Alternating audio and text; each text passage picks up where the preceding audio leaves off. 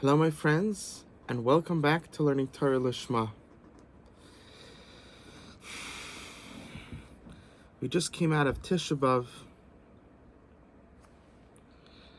and Baruch Hashem, there's so many drashas going into Tisha B'Av. What's the avodah of Tisha B'Av?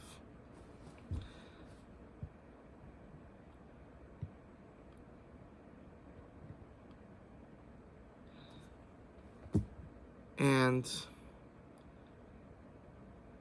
I was thinking, on that aspect, there's so many people to listen to. Rabbi Orlovsky, there's so many of my Shemei Wise, so many tzaddikim to listen to on that. So I was thinking about talking about the Nakuda coming out of Tisha B'Av. After Chatzos on the 10th day, what am I supposed to be taking with me? What's the lesson of Tisha B'Av? This is what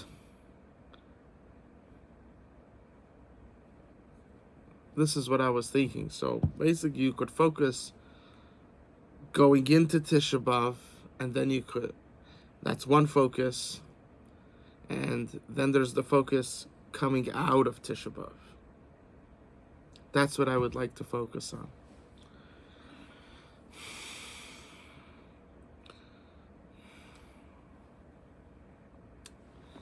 To understand this, let's talk a little bit about history.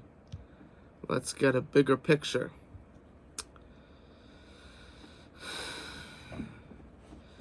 So, Tisha B'Av,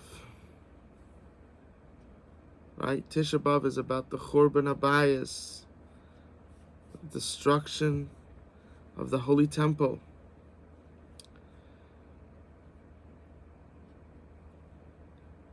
And I had a question like this. First, a little historical background. So we know that there were two Batei Mikdashim that were destroyed, and the third one is the one that's going to be forever, for Netzach Nitzachim, foreverness. And I was once speaking with Rabbi Sandler, who is someone that's he's very connected to Eretz Yisrael. Sometimes people are like, we can't be connected to it because there's Tziyanim there, and when Mashiach comes, then we'll be connected. I think whether there's Tziyanim there or not, you got to be connected to Eretz Yisrael. You don't have to be connected to the Tziyanim, but you got to be connected to Eretz Yisrael. So, he's very connected to Eretz Yisrael. And he said something interesting, which I don't know if, you have to maybe ask for Noah Weinberg, right? There's such a question, but he was saying that he was once speaking with a Jewish archaeologist, and he was saying that there seems to be, that there was a time that Klal Yisrael thought that the third Beis HaMikdash is coming, and they started to build it, and then they were told that it's not the right time. It isn't coming now, and they stopped.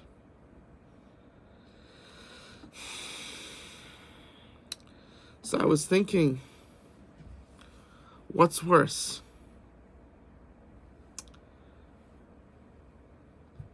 Destroying the Beis HaMikdash, or starting to build a third one and then stopping? What's worse?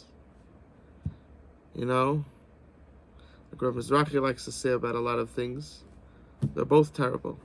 It's hard to, on one hand, it's being destroyed, you're seeing it being destroyed. On the other hand, you can't even build it. They're both horrible.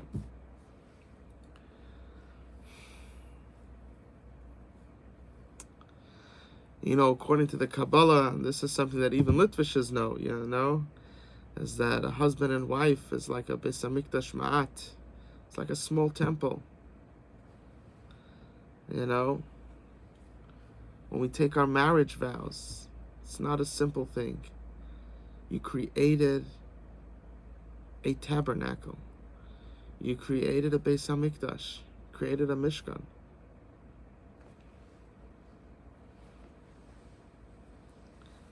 It's not something that 1, 2, 3 months later, 2 years later, you just throw away. In fact, it's something that you never throw away, If that's the way you think of it, it's something that's never thrown away. Could there be some crazy scenario? Absolutely. But the mindset is, it's the Beis Hamikdash. We just created a Beis Hamikdash. We just created a Mishkan. We just created a tabernacle. We can't destroy this. That's a marriage. And as devastating as divorce is, which unfortunately there's so many today, we have another epidemic which people sometimes don't realize that it's happening, and that is, you have boys that want to get married, you have girls that want to get married, they want to bring up Jewish children, they want to have a frum home, a home full of holiness, full of God,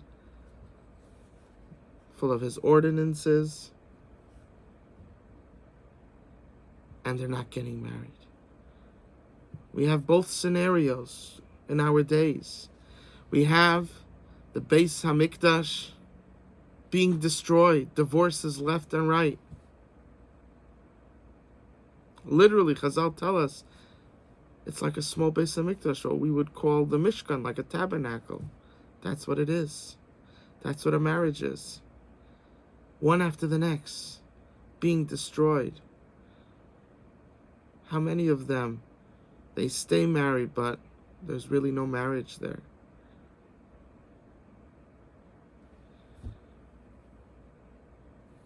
And as terrible as this is, we have another terrible thing. And that is so many people wanting to get married, and yet they don't. And they could easily go through their whole 20s, the whole, the young years of their life, from 18 to 30, and skip the whole thing. No marriages, right? They didn't get married. They didn't have any kids. Nothing. A Jewish woman, she wants to have kids. A Jewish man wants to have kids. He's not thinking the way the secular world is thinking sometimes. The way they think that when I'm 45, I can marry a girl that's 35 and we'll have one child. No, you want a lot of children. And yet, the marriage never occurred. And in many cases, never will occur. Unfortunately. And that child, whether they get married later on in life, that child was never born. So sad. So sad.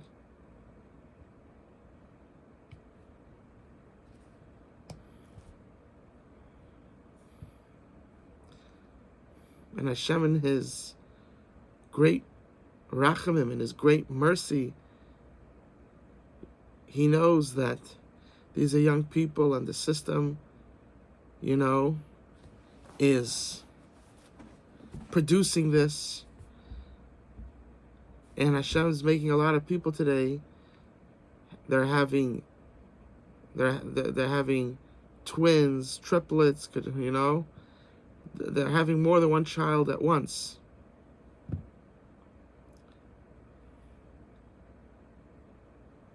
Hashem is trying to make up for that lost time. But He can't make everybody have triplets. Can't make everybody have twins. I mean, Hashem could, but he wants to hide his presence.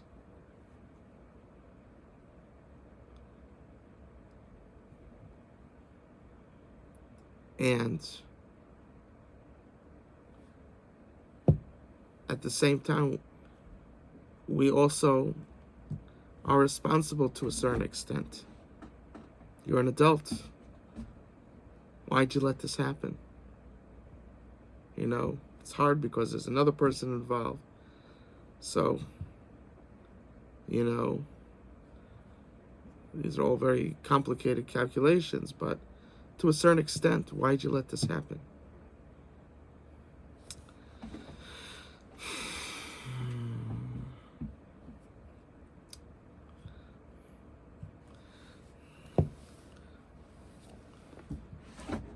This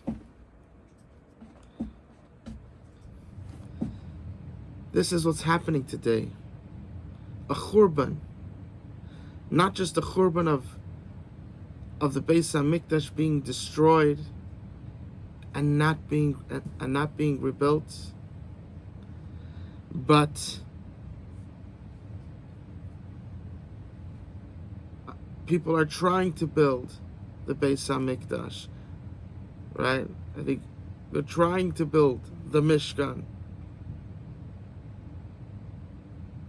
and they're told to stop, and they can't continue because it isn't because they're stopped. In this case, there's someone telling us that you can't.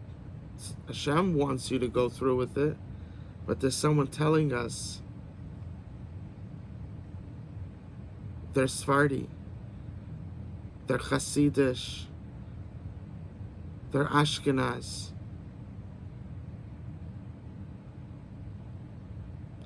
They're this type of Sephardi, not that. They're this type of Chassid, not that. They're this type of Ashkenazi, but not that.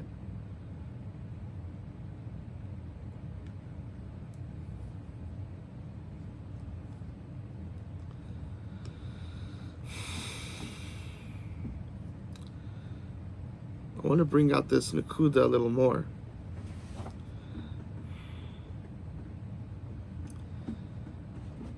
Recently, I was zeichet to help put together, this asifa, this kinnas, davening, praying to God about the boys and the girls that they want to draft into the army.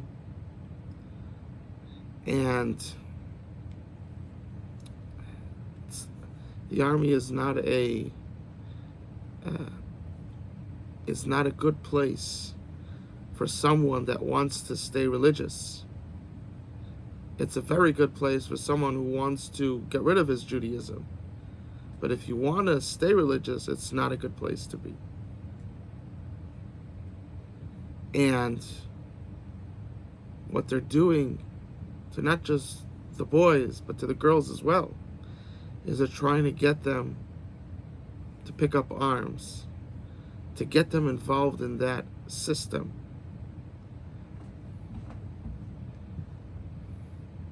Even though they call themselves a democracy, which is literally a contradiction.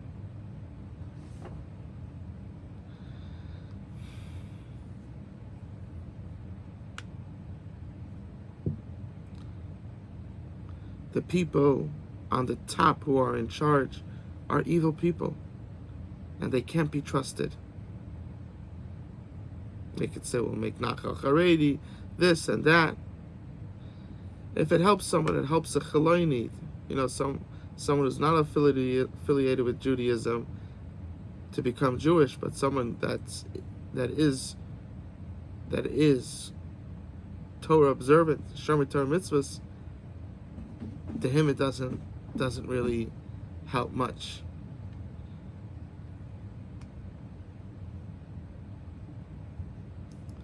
If anything.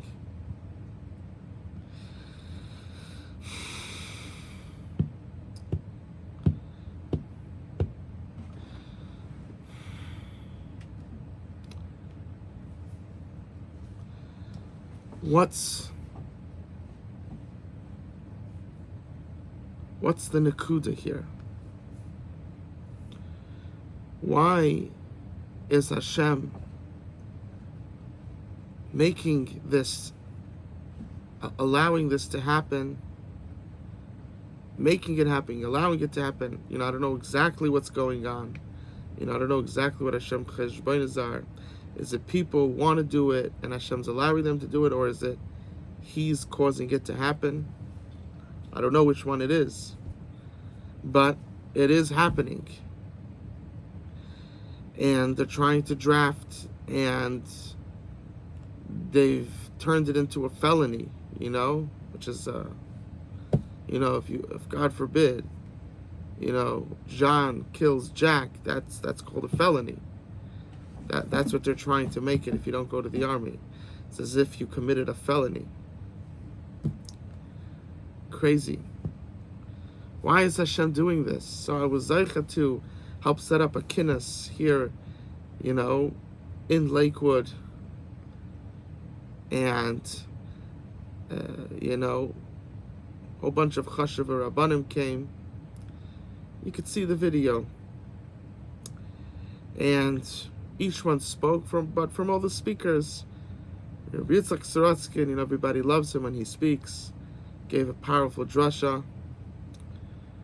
And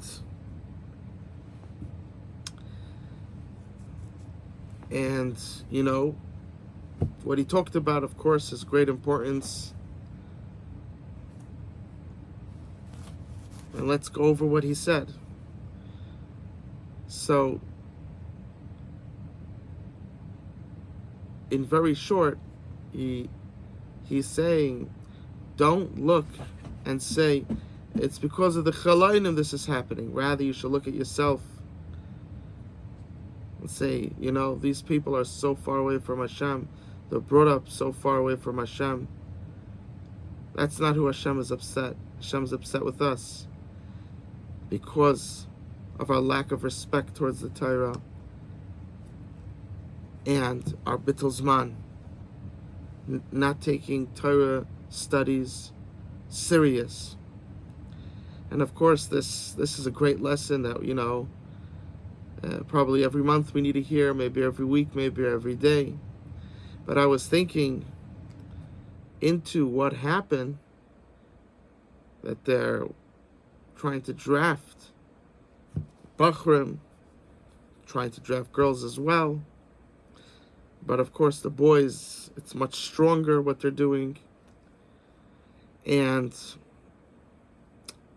although his shir, he went on for like 50 minutes, it was very, very geschmack, but I didn't, I'll explain why, but I didn't see how this was the issue.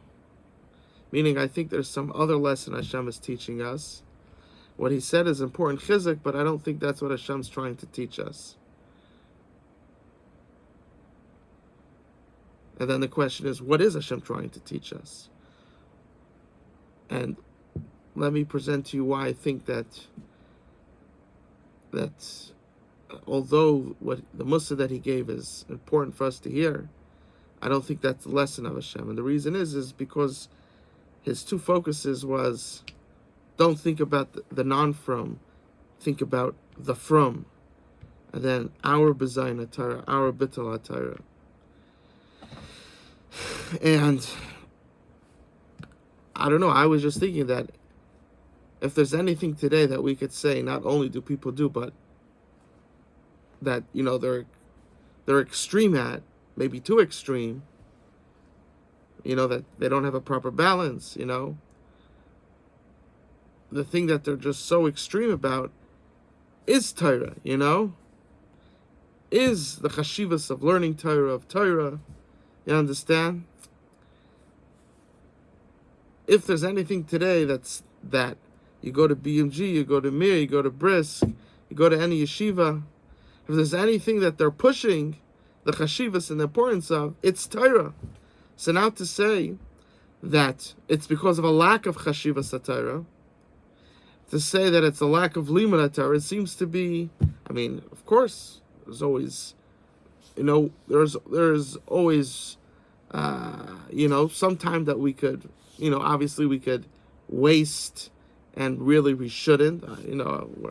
We're human beings, but to sit and say that you should have an army coming after you, you should have a felony being stuck to your name, and all these crazy things,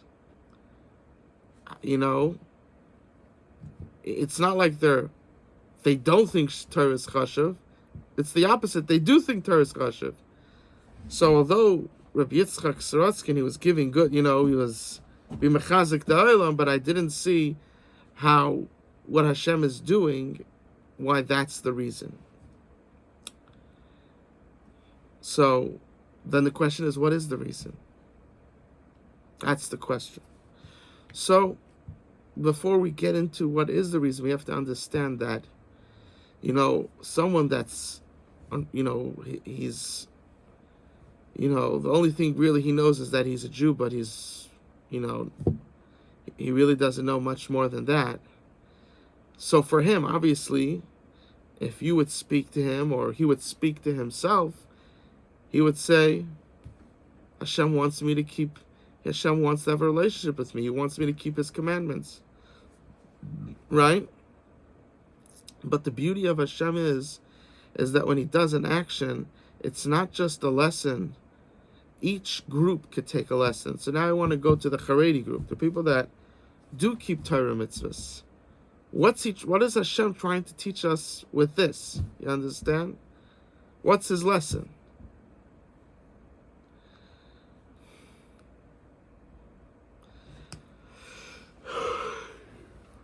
And especially, right, there's a war going on, and in that war there's this specific zera of Giyus,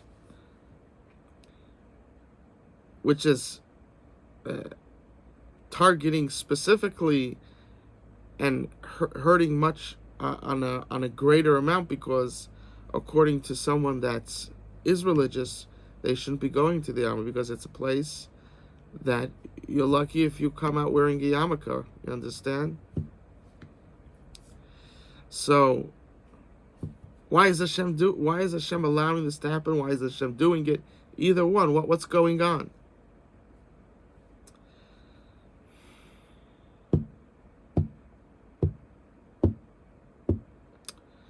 To understand this, I think we have to go back to the times of the Shvatim, right? Chazal tell us, why did Klal Yisrael have to have the Yemei HaShibet, those hard years in Mitzrayim when they were slaves being whipped? Why did that need to happen? So Chazal tell us, Kor HaBarzel, just like the smith, he purifies the iron, he makes it stronger, sticks it in, comes out, purifies it, makes it one strong piece. That's what Hashem was doing with Klal Yisrael. And Chazal go on to explain that the Bnei Yaakov, the sons of Yaakov, there was some of the Shvatim came from Rachel and Leah, and some of the Shvatim came from the Shvachos, from the maidservants. And this was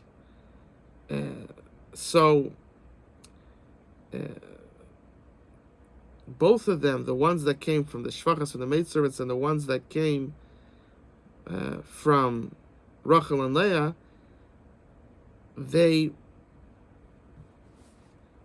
ones that came from Rachel and Leah, well, not Yosef and not Binyamin, but the ones that came from Leah, Yosef understood that there shouldn't be a difference. You understand? And Binyamin wasn't born until Binyamin, wasn't until he's not in the picture right now. So the sons of Leah said, well, we are sons of the actual, from not a maidservant, but from Leah, from one of the mothers, the real mothers of Klal Yisrael, and these are coming, and these other my other brothers, they're from the maidservants. So they thought that there should be a difference, and also the maidservants thought that there should be a difference. We're from the maidservants, you're from Leah. You're from Rachel, there should be a difference. Yosef said, no, there shouldn't be a difference. But no one was listening to Yosef. He was very young. They were much older. And Chazal say, because of that difference, Hashem wanted to say, just because there's a chilek doesn't mean you're machalik. Just because there's a reason to say that there's a difference doesn't mean you make a difference. Just the opposite. If you see that, if you're seeing that there's a reason to make a difference, just the opposite. Don't make a difference. Become stronger together. Just the opposite. That's what the Kor HaBarzel was doing. That's what the Shibud of Mitzrayim was doing. It was making them one. Taking out this false ideology that somehow the Bnei Hashvachis, the sons of the maidservants, were a lesser type of Jew. They're Jews. They're part of Klal Yisrael, but a lesser type.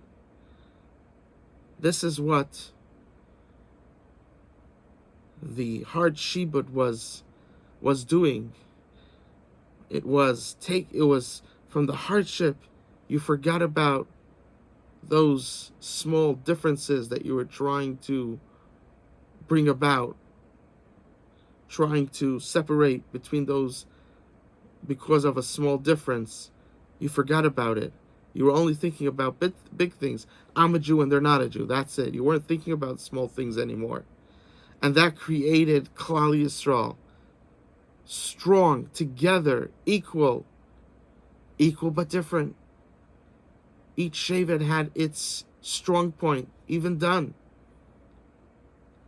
And instead of saying that I have this strength, and since you don't have it, you're lesser, we looked at each other and we said, I have this strength, you have that strength, and together we make a nation. I don't look down upon you because your strength is something else. You don't have my strength. That's how you create a nation. That's what the Kor HaBarzel did. That's what Mitzrayim. The Shibud was so much, they couldn't focus, they couldn't think of these little reasons to make differences. All they could say is, I'm a Jew and they're not a Jew. That's it. We're brothers. That's all they could think about. And they needed to dwell on that to become one.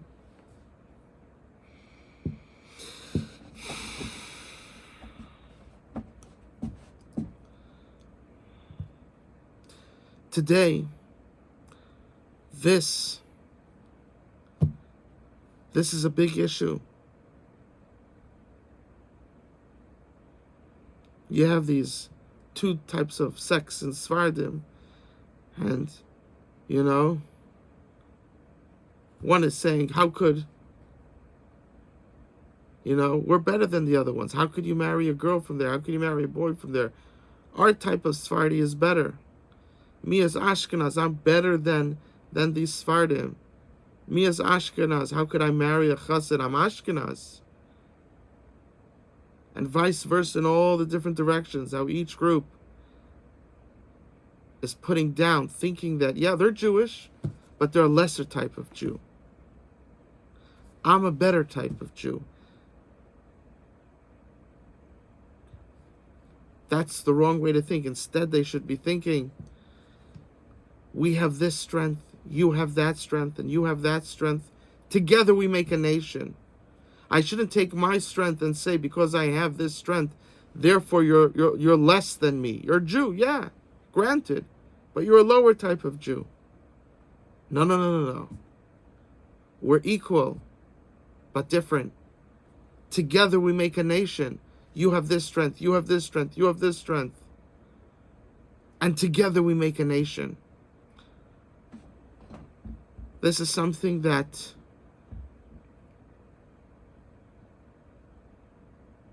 is something that is lost. People don't think this way. People just are focused on how I'm better than you.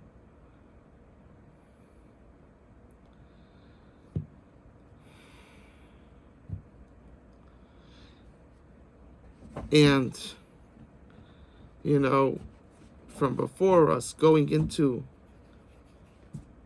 understanding, I was trying to understand why Rav Yitzchak, what he was saying was an important lesson, but didn't seem to be the reason of why Hashem is allowing this to happen, or he's doing it. It was an important lesson that he was teaching Rabbi Yitzchak Sorotzkin, but it didn't seem to be the Nakuda that Hashem was trying to teach. And then we said, well, what is the Nakuda? And in that, I think we revealed a bit that today the idea of balance is a lost art. Everything is just teira, teira, teira. That's it. The balabas says nothing. If I marry a person that's working, I'm a nobody. Everything is just Torah. They have lost the ability of balance. Of course, what's greater than Torah mitzvahs? Absolutely. But at the same time, you're a human being on this world, and there's something called balance. Even in the next world, there's balance. You could know a lot of Torah, but you still have to act with proper etiquette and dignity. You go before angels, you go before God. You got to act appropriately. In this world, there are many more things that one needs in the balance, because you have a body that's made of earth and water, and you need to take care of it. Otherwise, it dies, it withers away. It's malnourished. You have a family, you have kids, and they need someone to take care of them.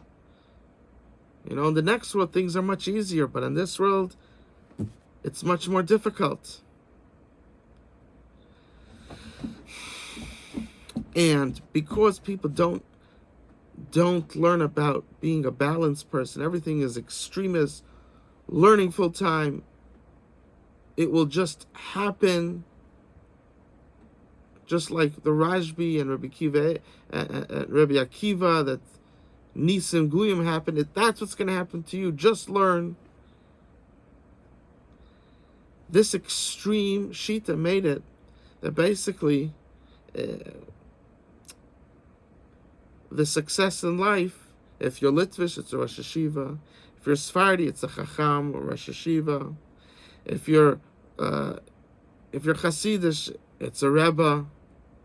You understand? Having a yeshiva. It made it, because we have to understand, when you push away everything in life, the balance of life, and all you have, you just say Torah, Torah, Torah, Torah, Torah, Torah, and everything else is pushed away. So all you have is a few things, and that's considered success. And therefore, if that person has it, then I don't have it. This leads to sinas chinam. This leads to baseless hatred. Why are you upset that they're being successful? They should be successful and you should be successful. Why can't someone feel like that? It's because the duplicity in life, that's the way we exist in this world. There's many facets, and we have to learn how to balance them all together, right? There's the sex. I'm a male, I'm a female. There's that difference, and then there's the individual difference. Me as being a male, who am I as an individual? And and someone that's a female, who am I as an individual? There's different levels. And we have to learn the balance, and being a husband, being a wife, taking care of kids, parnasa. sending them to yeshiva, spirituality, midas, good character traits. There's so much. And in all the duplicity, because we're multifaceted, or at least we should be. So when someone is multifaceted, they're okay with someone else having what they have. Why? Because they're multifaceted. They don't define themselves by just one thing or two. It's many things. And in the great mixture, each one is different than the other, and each one could respect that person's unique ability and my unique ability, and together we create a nation. However, when you make it that everybody, it's just Torah and everything else is unimportant, everything else is pushed to the side, what happens then? What happens then is that creates sinas chinam. Being overly extremist creates sinas chinam. It creates it. I went to this yeshiva. Did you go to Brisk? Did you go to Mir? Did you go to BMG? Oh my goodness, this boy didn't go to BMG, didn't go to Mir or Brisk. You understand?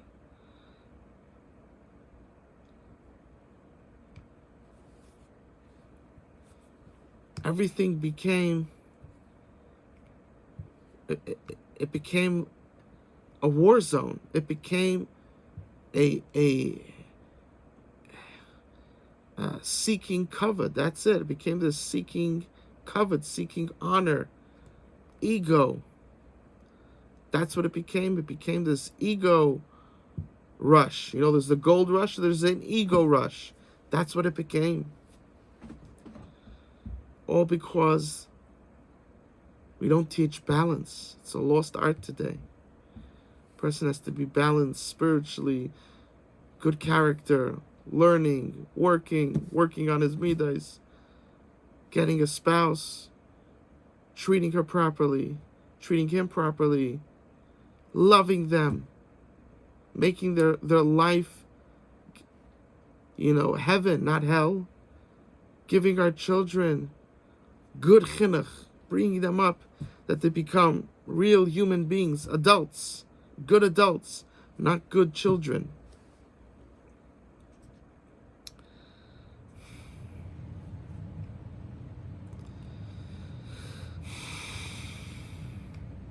I think this is the Nakuda. Why Hashem is making this all happen.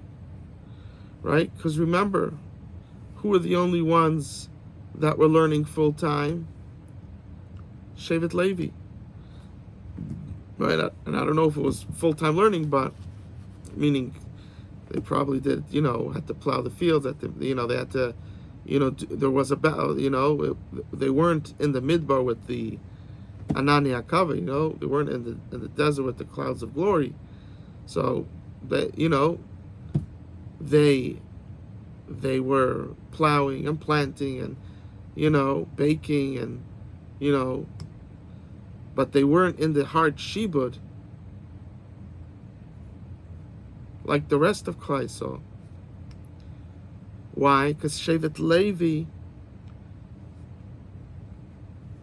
they realized that truth, this truth that we're talking about. They didn't look down upon the other. In fact, they protected the others. They realized the other one's value.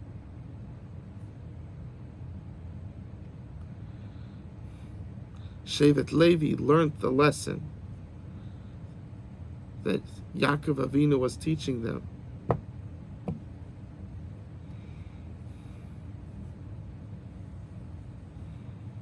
So we see an amazing thing, that we could have had all of Klal Yisrael with a beautiful balance of learning, working on your midas, being an awesome husband, an awesome wife. You understand? An awesome father, an awesome mother. We could have had that for all Klal Yisrael. Beautiful. But because each one was thinking, my group is better than the other one. You're also Jewish, but we're better. Because one thought, you know what? They said, we're lower, you're better. And they didn't come together as a nation and say, we both have strengths, and let's focus on that, and let's become one. Let's learn from each other in goodness, in loving kindness, in the path to God, to Hashem. Since that's not how they thought about it, Hashem says, I got to start making you think that way. And it's worth it for me to put you in a shibud. And you're basically not learning. And you're being exposed to bad things. You know why? So that you should learn to respect another Yid. See the goodness in him. Especially, if it's another Yid that's Shomer Torah Mitzvos, right? You're Ashkenaz, there's Sfard, they're Hasidish, vice versa in all the different ways. Then, why? Then I realize their strength and my strengths, and together we come one. I don't sit and say, because I have this strength, therefore you're lower. And if Chas Shalom, it's someone that's, not yet close to Hashem, not yet keeping the mitzvahs, we see the goodness of them. Could be we can't hang around them. They're not a good influence, especially for our children. But we could see the goodness in them. They're honest, they're kind, they're benevolent. We could see the goodness in them.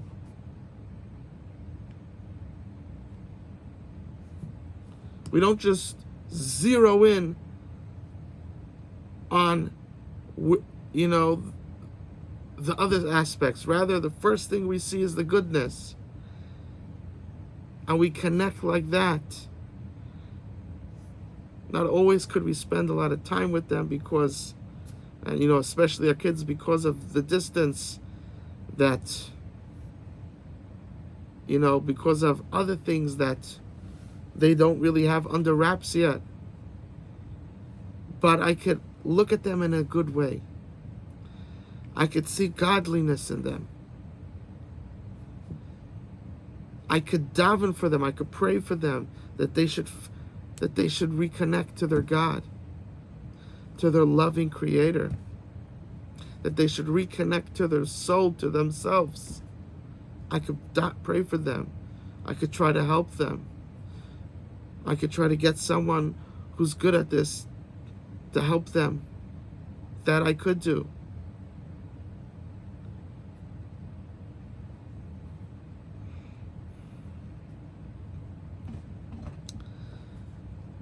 I think the Nakuda that's missing, the lesson that Hashem's trying to teach with all this, is coming after the yeshivas, from the biggest ones to the smallest ones, whether you're Hasidish, Sephardi, Ashkenaz, whatever you are in any order, right? Everything they're coming after, because Hashem wants to teach us. Now again, for them, there's a different lesson Hashem's trying to teach them. Hashem brings a war and all this. Hashem's trying to say that you gotta reconnect to me. You gotta reconnect to your Father. That's what Hashem's trying to tell them. But when it comes to us, what is Hashem trying to teach us? As we're Charedim, we're people that are keeping the Torah. He's trying to teach us to overcome the sinas chinam. Instead of saying, because of my ability, I look down upon you. I'm so happy about my ability and I'm so happy about your ability. Let's come together and create a nation. That's what Hashem wants. That's the lesson that Hashem is teaching us in these hard times. That's the lesson of Tisha B'Av.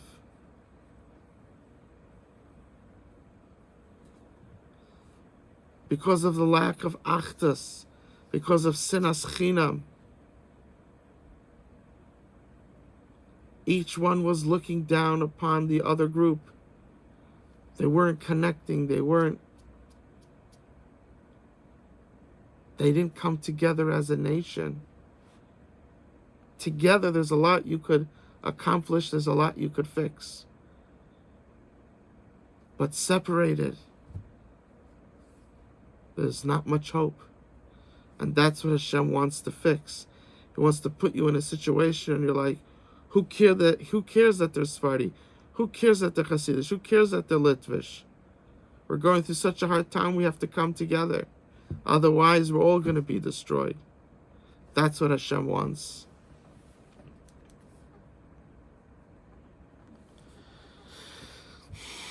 Hopefully, with us taking this lesson and not, early, we don't have to prolong it. Just get the message and change. Become balanced. Become a nation. Become together. Stop at this looking down upon the other like there's some type of lesser type of Jew, and I am a higher level type of Jew. And it's interesting. If you go back to Rabbi Shimon Bar Yochai and Rabbi Eliezer, Rabbi Shimon, they come out of the cave, and they see people plowing, and they're leaving. They're going for Chai Isha, and they're leaving Chai Olam, Olam Haba. How could they be focusing in any way on this world and leaving the tremendous treasures of the next world? And they started to burn up wherever they looked. The whole place went into flames. And Hashem says, what did you come out of the cave for? To burn my world? Go back to the cave. They went back to the cave. They were on such a high level. They lost the ability to, see someone, to see someone on a different level than they were. They only saw their level, which was very, very high. You understand? Halavai, we could become 1% of the level. Let's be realistic. And they came back out, and now Reb Shimon Bar Yochai, he wasn't burning things up. He saw this Yid, it was Erev Shabbos, and he saw this Yid, he's with a myrtle, with Hadassim, and he was bringing it bring it to his house for Erev Shabbos. And then Rabbi Shimon Bar Yochai said, what? I understand now what's going on. The whole week that they're working in the fields, they're not just working in the fields and forgetting about Hashem and forgetting about, the purpose of life, but that was all in the service of purpose of life. They're working in the fields because if they don't have strength, they die. They need food to survive, to serve Hashem, to daven, to learn. And you know what they do with the money they bring home? They support their family, chesed. They support their wife. And the wife says encouraging words to the husband and talks about, oh, that was so smart that you did that, brings up his morale. He feeds his kids. He tries to teach them about Hashem. The wife tries to teach them about good character. And he saw that person that he saw last time working in the field, that person was a godly person. He didn't see that before because on his level, he just thinks and food appears. Things happen. Miracles happen instantaneously. Reb Shimon Bar Yochai, one of the greatest sages and Kabbalists, But these people, just because Miracles don't just happen to them like it happens to him. Their levels are completely different. But on his level, he's excelling. He is maximizing himself. Shimon Bar Yochai, Achad B'dari, it's a 1, 2 in a generation. How many people could you have at that level? It's a very high level. Almost no one ever reaches it. You understand? There's maybe a handful in a generation. That's it. And Rav Shimon Bar Yochai said, I understand. He's doing mundane work, but as the Baal Shem Tov teaches, that mundane work he's doing with holiness. When he eats, he's not just eating and trying to get back to learning, but he says, I'm eating to serve Hashem, to have strength to learn, to have strength to be a good father, to be a good mother, to be a good son, to take care of my kids, to cause good in the world. That's what he has in mind when he eats. When he's working, he's not just working and then he goes and learns. No. That working, he's not just taking care of himself, but he uses that money to take care of his family, to take care of others, take care of his wife, to take care of his children. That's holiness. He gives them food, he keeps them alive, he teaches them about God, makes them into a spiritual human being, a balanced human being. Because at the end of the day, Rabbi Shimon Bar Yochai understood, now he understood, there's only a few like me in a generation. And just because for me miracles will happen right and left, for them it won't. And their balance is different than my balance. It's completely different. And it's so holy. It's so special. Because as Rabbi Shimon Bar Yochai, he could just think, and food will come, money will come, and he'll be able to take care of his family. And he's able to learn now, because miracles happen. He's able to learn much more. These people have to actually push up the sleeves, go into the mud. They actually get to do physical work to take care of people. And of course, Rabbi Shimon Bar Yochai is doing spiritual work. He's making tikkunim. He's fixing people's souls. Each one with the abilities that Hashem gave him. They're trying to maximize their abilities. Rabbi Shimon Bar Yochai, he saw that beauty. And not only that, he saw the myrtle. He saw that they're not just, besides the greatness of taking care, of keeping yourself healthy, your wife, your kids. It's not just that, but you're bringing the myrtle. You're connected to Hashem when you're doing this. You're thinking of Shabbos the whole week. When you could go to shul, hear Kriyas Torah, you could sing Shabbos Nagunim, say Dvar Torah, teach your family about God and the next world and the beautiful world you have on this world, following God. This is their life. Their life is holiness. It's different than mine, because I have miracles happening all the time, because I'm on such a high level. But he realized that most people cannot. It's a handful that even have the ability to reach such levels. And each person, according to their level, they're doing. They want to be a good husband. They want to be a good wife. They want to be a good son. They want to be a good daughter. They want to be a good mother. They want to be a good father.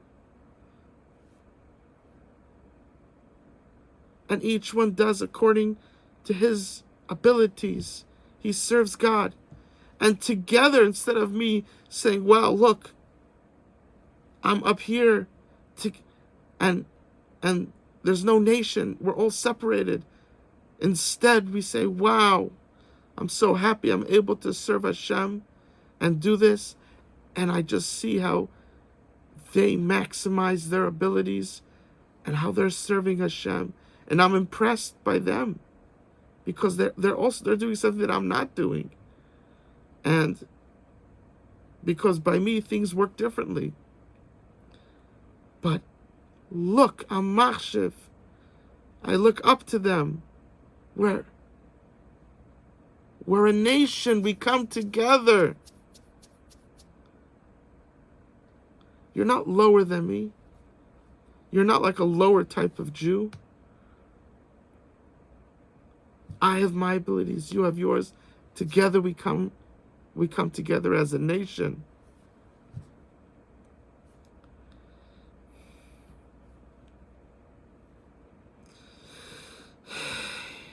This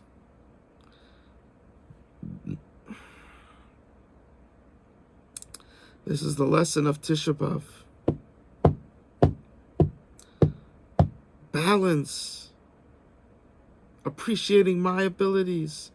Appreciating someone else's abilities and coming together as a nation.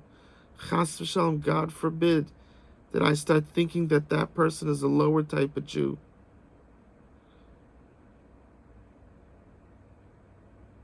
Who am I to judge such things? God gives different people different abilities, and people have different challenges. Who am I to judge such things? It's all beautiful. It's all godliness. This is a nation of people that serve God and do good to their wife, to their children, to mankind. That's what I see. I don't see this period. I don't see this separation. I don't see the sinas chinam. What's sinas chinam? Saying that there's a chiluk and being mechalik. That's sinas chinam. Hashem says, you see a chiluk?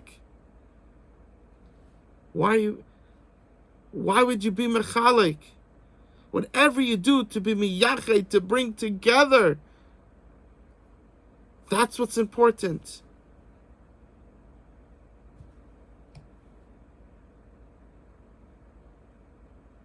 And sometimes there's a yid that he's very, very far away. And he's not only is he not a good influence on my kids, but even on me. You know, you need someone like Rav Mizrahi to spend time with them, because even for me, I'm not on the level this is not my ability to deal with this. But I could say to them, I love you and I appreciate this goodness about you. Let me get you connected to a rabbi that could help you at your pace, at your level. Because, I don't know how to do that. If you want to. But you should know I love you. And I would love to, eventually be able to spend time with you. Me and my family. It's just, right now you're an amazing person, but,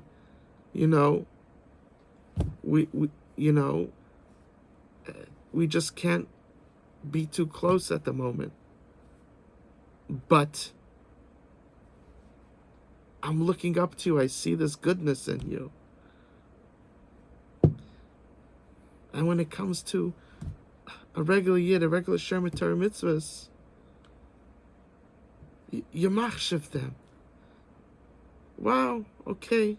I'm able to have more time learning. This person needs to work more. I'm machshav that person that's working. Look, he's working, but he's working to take care of his family. You understand that? And I'm able to, Baruch Hashem, learn more and bring Torah into this world. It's amazing. Stop. We have to be able to look up at people. Not the negative eye, the ayin ra, the ayin tov, the good eye. Mitzvah Hashem. With us taking the lesson of Tisha B'Av, with us taking the lesson of current events, what Hashem is trying to teach us. We should see amazing things in our lives. Us going after emes. Emes is the source of all goodness in a person's life. The more we become full of true emes, there's people that they really think they want to do good, but the good that they think is just harming people. They're not ready to get married, this, that. You could always come up with reasons why not. But at the end of the day, you're causing them not to get married. Maybe start thinking of all the good things about that person. And once you see all the good things, you're like, wow, this person is so close. Let me just help him out with that. As opposed to, he doesn't have anything. She doesn't have anything. You know, maybe I'm mistaken. I think that they're missing tons. Maybe I'm wrong. Maybe I have to look at myself. Why didn't I bring them up knowing more? At the end of the day, you can't push off nature. You gotta let Hashem make things move on, whether you're ready or not. And the kindness that I could do for them is I could say, I'm sorry that I didn't. You have all these amazing things. There's these few nekudas that I'm sorry I wasn't a good parent. I wasn't a good teacher.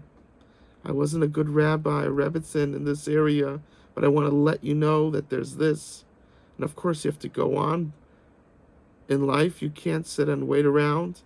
It's not healthy.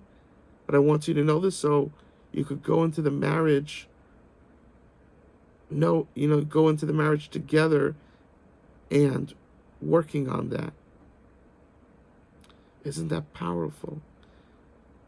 Isn't that, you see the difference between positivity and negativity?